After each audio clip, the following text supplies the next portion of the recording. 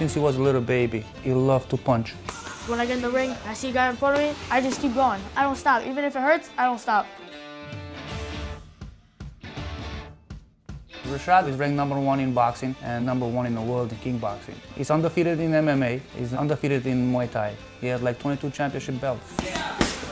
Right now, I'm 5'2" and 103 pounds. The kid's only 13 years old, and he's so good that sometimes it's very hard to get him a fight. Nobody really wants to fight him.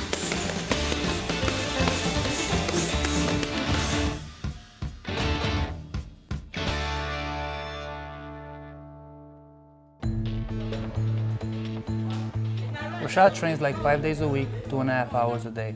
He goes to school, comes home, does his homework, eat, then we head out to the boxing gym.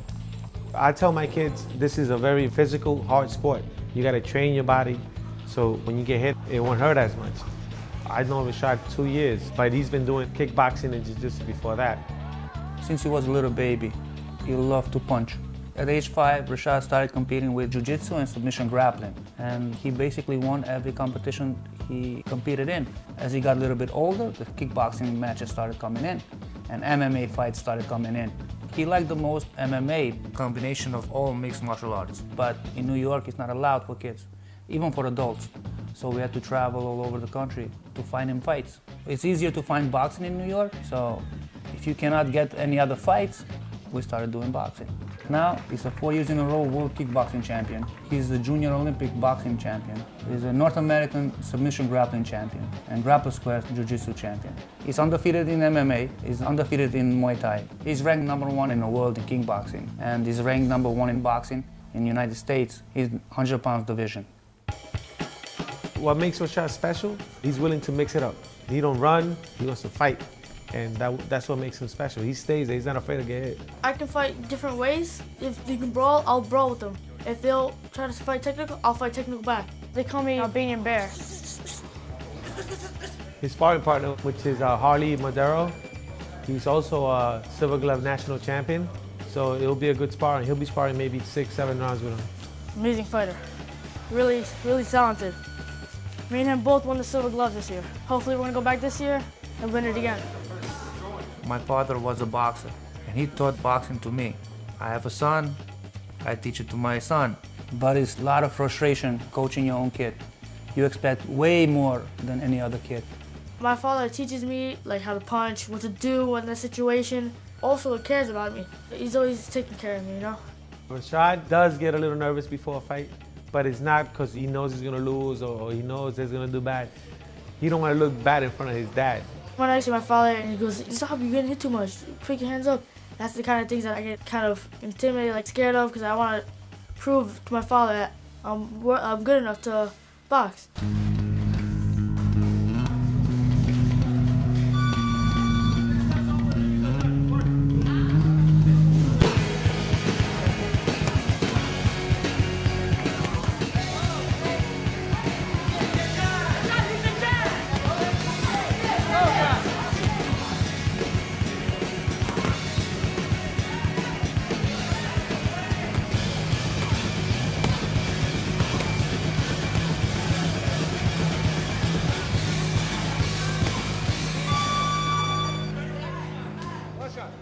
Every time he goes to a fight, to a ring, I worry he's gonna get hurt. And also, I don't want anybody else to get hurt, you know? Because they're kids. It is a hard sport, but it's been there since the beginning of time. Any contact sport, you get injuries. Accidents happen. I don't think of like having like brain trauma if you keep getting hit in the head. What I need to do is keep my hands up so I don't have to worry about that happening.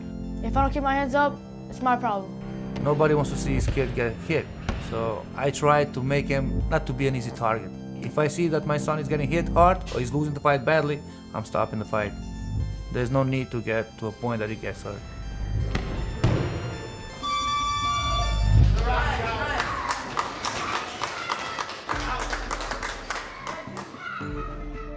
From a boxing gym from Flatbush, we're going to a kickboxing gym, which is in Staten Island, to continue our training. So that's long hours, and that's 5 days a week, actually. If I keep working hard, you know, in my heart, in my head, I know that I can end up being on top.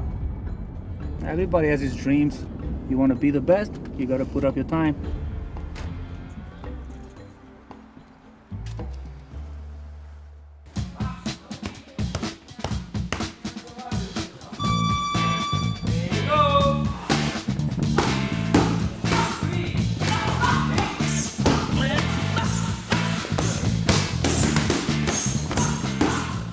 Akmal, who teaches kickboxing, he's from Uzbekistan and he's a two-time world champion in kickboxing.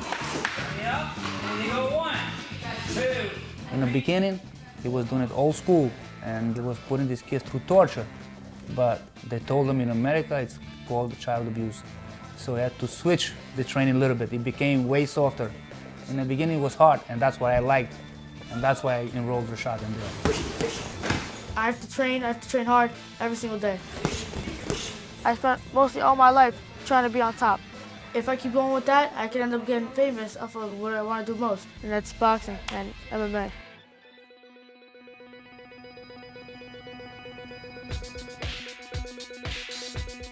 Rashad can't wait until he becomes 15, 16 so he can advance to that Olympic trials and make it to the USA team.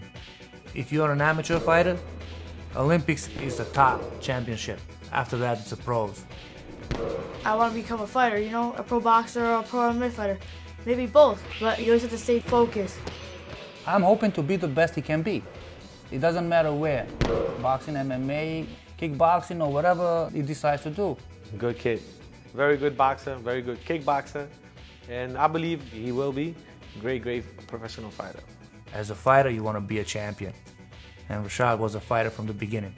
I didn't make him a fighter. He was born a fighter. Subscribe to Thinker, or I'll knock you out. First, you stay in your stance and pick your heel up and put your toes and your ball of your foot down. When you kick with your leg up and straight down.